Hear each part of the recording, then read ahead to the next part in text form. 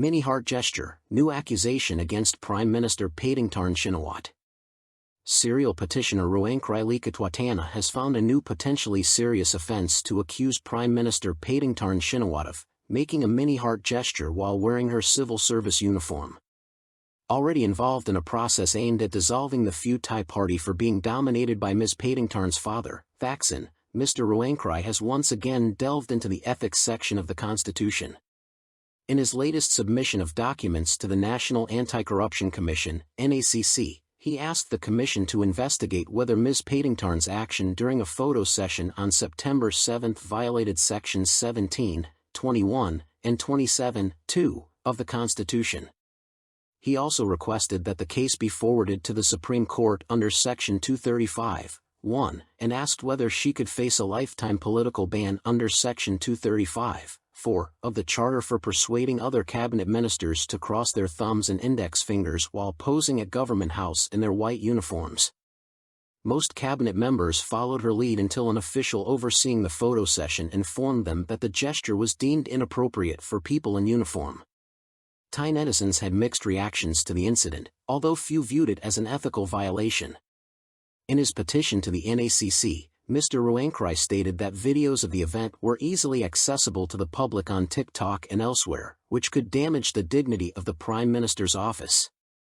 Mr. Ruangkrai, a former senator and member of the Palang Prakarat party, has a long track record of targeting politicians he dislikes, sometimes successfully. Notably, he was responsible for the court-ordered removal of Samak Sundaraj from the prime ministership in 2008 after Samak received an honorarium from a TV cooking show. Meanwhile, the royalist leader of the Thai PAC-D party, Ruangkrai announced that he would petition the Election Commission (EC) on Wednesday to investigate whether Thaksin Shinawatra wields undue influence over the Pheu Thai party. Paetongtarn, 38, the youngest daughter of Thaksin and Kuning Potjaman Napambadra, is the leader of the Pheu Thai party. She assumed the role of prime minister after the Constitutional Court removed Sretha Thavisin on August 14 for an ethical violation related to appointing Pikit Chunban, Thaksin's former lawyer, to the cabinet. Please credit and share this article with others using this link. Bangkok Post. Mae Sai Border Market closed due to flooding. The normally bustling Sai Lom Joy market, located on the border with Myanmar in Chiang Rai's Mae Sai district, was closed and submerged on Tuesday due to flooding caused by the overflowing Sai River, swollen by heavy rains. The river burst its banks on Monday night after heavy rain had pounded the border region since Sunday evening, according to the Chiang Rai Public Relations Office. The river rose rapidly, forcing anxious traders to close their shops and move their merchandise to safety, the report said. On Tuesday, water was still up to 1 meter deep in some riverside areas.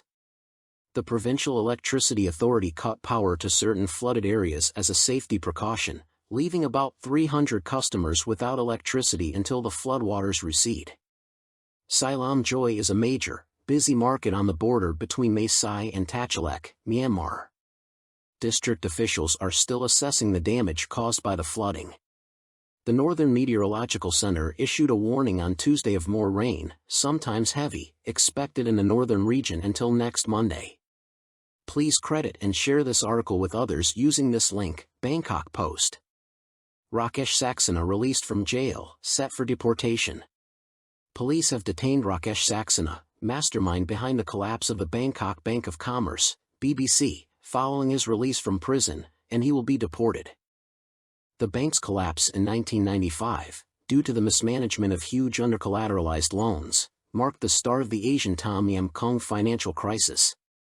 A source stated that Economic Crime Suppression Police collected Saxena, a 72-year-old Indian national, from the Medical Correctional Institution on Monday and took him to the Police General Hospital for medical treatment. Doctors stated that he was fit to travel and did not need to remain in the hospital. Police are now coordinating with Indian authorities to arrange his deportation.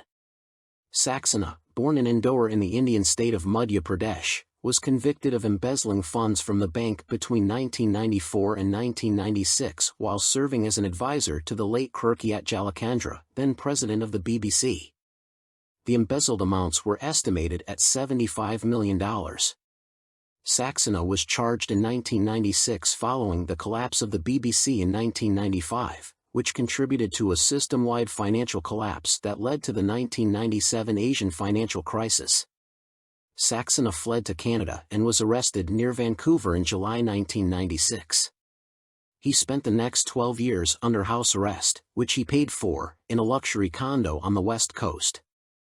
After a lengthy extradition battle, a Canadian court rejected his objection to extradition in November 2008, and he was eventually returned to Thailand to stand trial.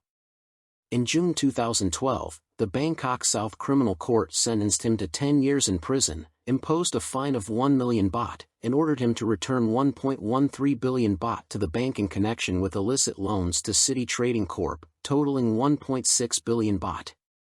In September 2022, the Supreme Court upheld the lower court ruling, sentencing Saxena to a total of 335 years in prison, fining him 33.5 million baht, and ordering him to return about 2 billion baht to harmed parties in 3 cases brought under the Securities and Exchange Commission Act.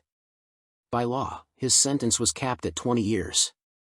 After serving 15 years, Saxena was granted royal clemency on the occasion of His Majesty the King's 72nd birthday on July 28 this year. Please credit and share this article with others using this link, Bangkok Post. Closure of Migrant Children Learning Center clarified. The Surat Thani Provincial Education Office has clarified the closure of the Myanmar Learning Center, stating that authorities had repeatedly urged the transfer of its students to Thai education schools, but the center did not cooperate. This clarification came after the National Human Rights Commission expressed concern over the closure of an illegally operated learning center for migrant children in Tambon Bang Kung of Mueang District on September 4, which led to the shutdown of all Burmese language learning centers in the province. As a result, over 2,000 migrant children in the area were forced to halt their schooling. Chakti Srathakan, head of the Surat Thani Provincial Education Office, told the media that the office and relevant agencies had discussed the matter with the center several times before seeking legal action.